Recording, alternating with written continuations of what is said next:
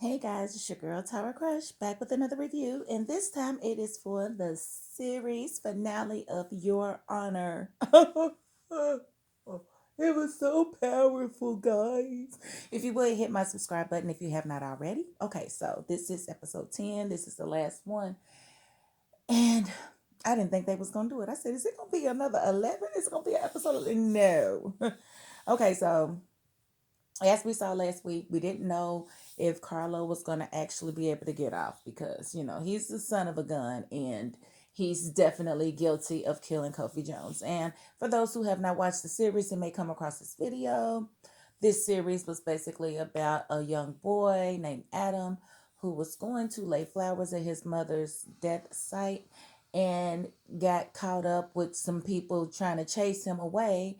And in the process of that, was having a panic attack slash asthma attack and could not find his inhaler.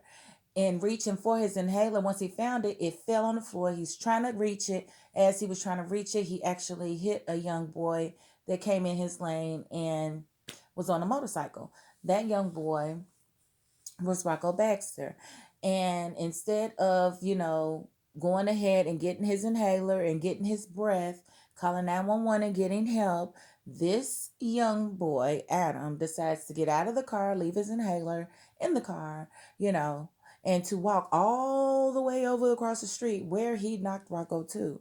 When it gets there, of course, Rocco is choking on his own blood. He's trying to call 911. Adam tried to call 911, but he couldn't breathe. So he couldn't really get to the 911 operator what he did or whatever. So he leaves the scene. He realizes what he's done. He realizes that the little boy is gone and he leaves the scene. He panics, which I was so angry at him because I am one of those people that you just do what's right and you face the consequences, right? So I was very angry at Adam for all the stupid things that he was doing, from dropping your inhaler to not making sure you can breathe before you go and check on the person you hit. Like he just did all kind of, because like he was literally low crawling back to his car to get some oxygen. So he just wasn't that bright as far as I'm concerned. So fast forward, turns out to be a mobster's son. Now, when he gets home, he does tell his father what he did. His father is a judge, a prominent judge, and a fair judge, a very fair judge in comparison to the craps that sit on the bench these days. Well, tells his father what he did, and his father's like, okay, we got to turn you in. And so they go to the police station to turn him in, but then his father looks over to the right and he sees, Jimmy Baxter. Jimmy Baxter is the mob boss and his wife, and they are like distraught. And so he puts two and two together. Oh my goodness, it must have been their son that my son hit. Oh my goodness. So he decides, nah, I'm not about to tell y'all nothing. He turns around and he leaves. So he goes through this whole episode of trying to cover up what his son did.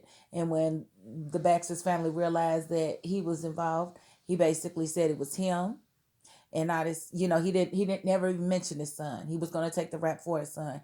But the deal that was made was that um, actually a boy named Kofi Jones went down for killing Rocco Baxter because he was in the stolen car. He was in the car that was reported stolen that actually hit Rocco.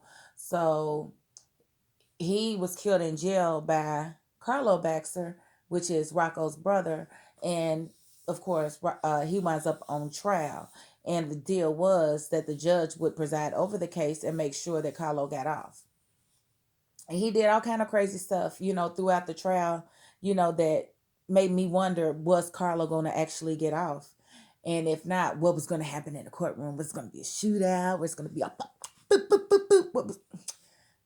So, long story short, judge just kind of let some information in, some out, and he pretty much constructed the case the way he wanted it to be constructed and got the results that he wanted. Carlo was found now guilty. Now, mind you, Kofi Jones has a family. His family was blown up by the Baxters, with the exception of one kid. And he was watching the whole thing unfold. He was very upset that he was not allowed to testify to prove that, Kofi didn't steal the car. So Kofi never killed Rocco. So there was really no reason for Carlo to have ever killed Kofi. And that's what he was going to do, was to clear his name. So he was upset and he went and bought a pistol. Now, mind you, the judge had other ladies around him that, you know, were kind of putting things together. Lee, you know, she got her little feelings hurt because she didn't realize that, you know, it was them that actually did the killing. She was really thinking it was one of the guys in the gang. And when she went to see the gang leader, she was like, nah, Kofi took that car the day after that boy got killed. And so she was like, oh. So she was putting things together and she started thinking that the judge did it. And she realized it wasn't him, it was the boy. And she was like, well, just get Kofi justice, get him justice, you know, let his brother testify. And he basically didn't let him testify. So she left out mad, pissed, whatever. And so they in the courtroom, and how it all came down, it was like they allowed, he wrote on a piece of paper like the jury requested something. I don't know exactly how it went because the, you know, the prosecution and the defense was going back and forth, and he decided to play this tape of Rocco dying to basically make the jury sad about, you know, Carlo, and sympathize with him and why he felt like he needed to kill Kofi. Mind you, Adam is sitting in the courtroom and it's not even Rocco on the tape. It's Adam the whole time having an asthma attack. And so what does he do when he's listening to himself on that tape? He starts having an asthma attack. When they first started playing the tape, Rocco's mother got up and left. Rocco and Carlo's mother left. My boss's wife left. She outside. So, you know, Jimmy, you know, follows her. But before Jimmy follows her, Adam runs outside because he starts having a panic attack and an asthma attack, and he didn't want anybody to hear the exact same sound that was coming out of the radio, that was coming out of the speakers, because they may have been like, "Wait a minute, he sounds just like, you know, the dead kid. What a coincidence!" So he goes outside and he's standing over by the window, and Jimmy comes out and he, you know, consults his wife, and they both realize at the same time, God damn it, this boy got an inhaler, and that is the judge's son. The inhaler that they found on the scene, they kept and they didn't give to the police. Yeah, they was testing that for DNA or whatever. So they put it all together right then, and Jimmy was pissed because, mind you, he knows that Adam is seeing his daughter. And so he's probably ready to tell her, look, this boy here killed your brother. He's mad. So, you know, when Carlo gets off, you know, they decide that they're going to celebrate at the Baxter Hotel. And he calls Judge and tells him, say, your son's here. Mm-hmm. I hope he don't have an asthma attack because he got it. Well, at least I hope he got his inhaler. He said, if you want to see what we going to do to your son, you need to get down here. And he tried to leave out, and somebody had him blocked into his driveway.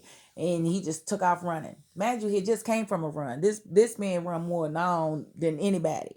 So he goes all the way around, finds the hotel, and he could see inside of it. And mind you, Kofi's brother, he done went and got a pistol. Because he's mad because Carlo got off. They done killed his whole family, and it looks like nobody's going to serve any time or anything. And so he's going to go get some vigilante justice. And so the judge keeps trying to get inside the hotel, and the guards won't let him. And so when the judge is trying to get in the second time, that's when little brother just slides on in. Once he slides in, you know, he works his way through the kitchen. He sees Carlo, you know, pulls the gun out of his waistband like a gangster, aims it, shoots Adam in the neck. Did not hit Carlo at all. Because I was like, dang, the gun went off. Why didn't neither one of them get hit? Because Carlo was hugging his mother at the time. But no, it was Adam. And so Adam, you know, fell down and he was choking.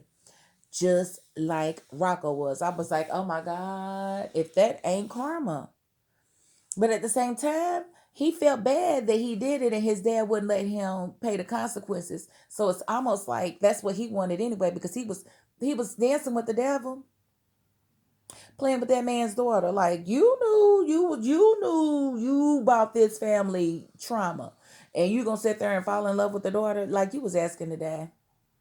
You probably didn't know what was gonna happen when he threw his arms. Like, what does he know? Yeah, he knows. He knows. And but you know, God took care of it quicker. And you know, he gonna drop the gun. But how you gonna come in there like a gangster, like you all together and you got it together and you missed your target, drop the gun and take off running?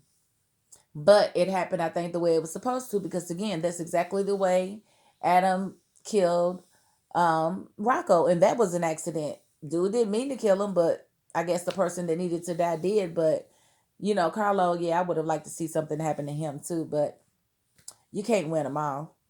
And the judge got on in the hotel and was holding his son, knowing his son was dying. That's it. He's gone. Too much blood loss. It's over.